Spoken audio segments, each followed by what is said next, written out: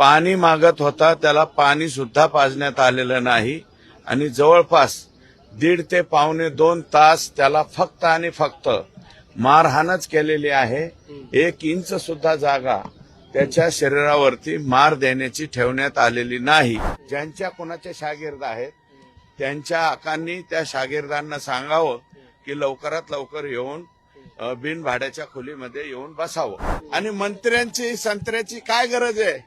आमचा 6वा मजला जर पक्का असेल तर मंत्र्याची काय गरज आहे? काय संतोष देशमुख या युवक सरपंचाची ज्या निर्घृणपणे हत्या करण्यात आलेली आहे, त्याचे जे फरार आरोपी आहेत, आणखी जवळपास 4 आरोपी फरार आहेत, ज्यांच्यावरती गुन्हा त्या ठिकाणी आहे. फक्त पोलिसांचं आमचं म्हणणं, पोलिसांनी आम्हाला असं सांगितलंय की ते मोबाईल आणि गाडी बार्शीच्या इथे सोडून पळून गेलेले आहेत, त्याच्यामुळं त्यांचं लोकेशन ट्रेस होत नाही असं पोलिसांचं म्हणणं आहे. परंतु माझं मत असं आहे की संतोष देशमुखला मारहाण करीत असताना त्याचा व्हिडिओ रेकॉर्ड करून दुसरा कोणाला तरी दाखवला गेलाय, तर ते जे मटेरियल त्यांचे जे मोबाईल वगैरे सापडलेले आहेत ते ओपन केले पाहिजेत आणि ओपन करून ज्या कोणाला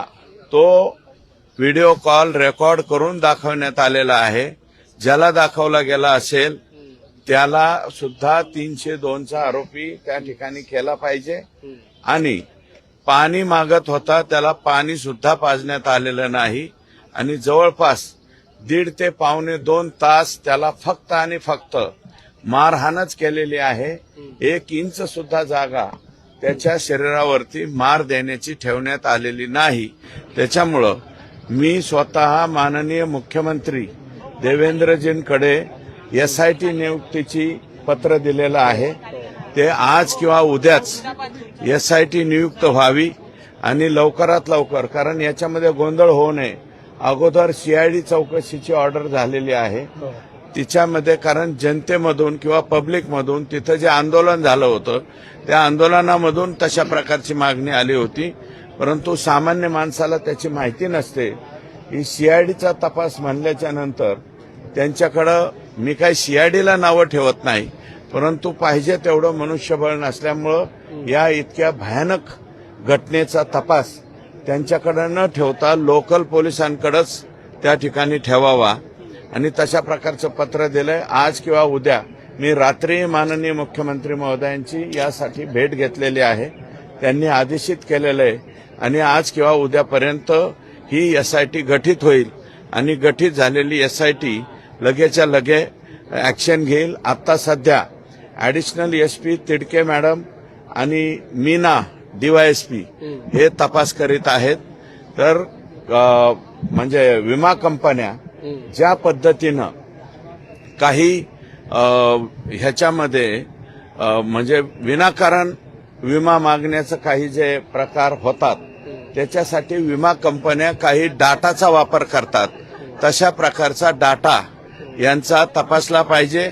गेल्या 1 वर्षभरामध्ये हे जे आरोपी आहेत यांचे कोणाकोणाबरोबर कॉल झालेले आहेत, कोणाकोणाला किती वेळा कुठं भेटलेले आहेत आणि त्यांच्या अकाउंटवरून काही ट्रान्झॅक्शन झालेले आहेत का, आणि जे म्हणजे पैशाच्या वादातून वगैरे हा खून झालेला नाही. मुळात संतोष देशमुख हा युवक सरपंच 3ऱ्यांदा सरपंच झालेला आहे. त्याला स्वतःचं राहायला घर सुद्धा नाही, अतिशय गरीब आहे. फक्त दलित समाजाच्या एका वॉचमनला मारहाण केली म्हणून, का मारहाण करायला, फक्त विचारायला गेला म्हणून इतक्या बेरहमीने त्याला मारण्यात आलेलं आहे.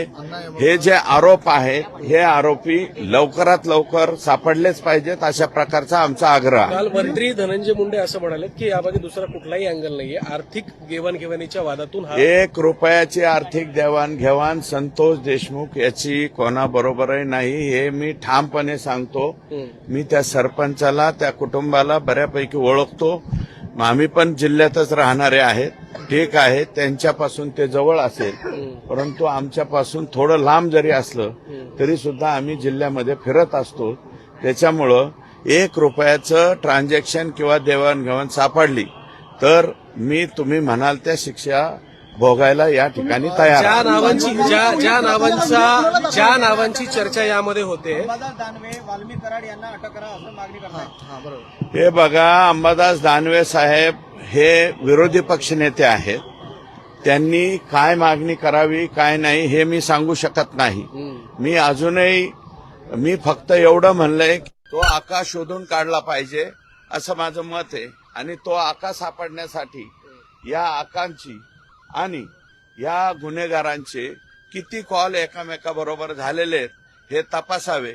हे आका तपासावा आणि आकांचा आका सुद्धा कोणी आहे का हा सुद्धा तपासावा असं माझं प्रामाणिक मत शेवटचा आहे. प्रश्न, इतके दिवस झाले यामध्ये घटना होऊन तरी सुद्धा अजून 4 आरोपी फरार आहेत. कुठेतरी राजकीय दबाव आहे? मला वाटत नाही. राज्याच्या मुख्यमंत्र्यांनी एकदा सांगितल्याच्या नंतर याच्यामध्ये पोलिसांच्या वरती कोणी दबाव टाकील किंवा पोलीस कोणाच्या दबावाला घाबरतील अशी परिस्थिती नाहीये. फक्त वेळ याच्यामुळे लागतोय की त्यांच्याकडे कसल्याही प्रकारचं साधन नाही. आता पोलीस त्यांच्या पद्धतीने काम करीत आहेत. आमचं समाधान आहे. परंतु याच्यामध्ये दिरंगाई होता कामा नये.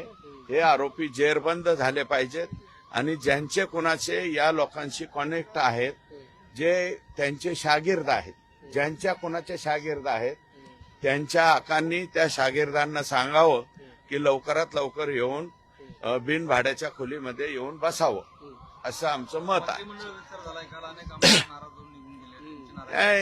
नाराज वगैरे होत नसते. तो पार्टीने निर्णय घेतला. इच्छुक कुठपर्यंत असतो, संधी मिळेपर्यंत प्रत्येकाने इच्छुक राहिलं पाहिजे. आणि मग ज्यांना संधी मिळाली ते खुश आणि ज्यांना नाही मिळाली नाराज होण्याचं काय कारण नाही. भविष्यामध्ये मिळेल संधी, नाही तर नाही मिळेल. सगळ्यांनाच मंत्रिपद द्यायचे म्हणल्यावर 288 मंत्रिपद इथं तयार करावं लागतील ना.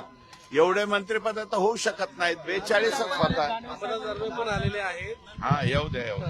माझं झाल्यावर दानवे साहेबांना विचारा. आमच्या दोघांची एकमेकात खिचडी करू नका अशी माझी विनंती आहे. हा, माझं होऊ द्या. माझं झालं असं म्हणा, माझा मी निघून जातो. हा, तर नाराजी वगैरे कोणी काही ठेवू नये. पक्ष योग्य वेळी योग्य देत असेल. कदाचित लायक सगळेच माणसं असतात, संधी सगळ्यांना मिळत नाही. त्याच्यामुळं नाराज न होता जोरामध्ये. आणि मंत्र्यांची संत्र्याची काय गरज आहे? आमचा 6वा मजला जर पक्का असेल तर मंत्र्याची काय गरज आहे?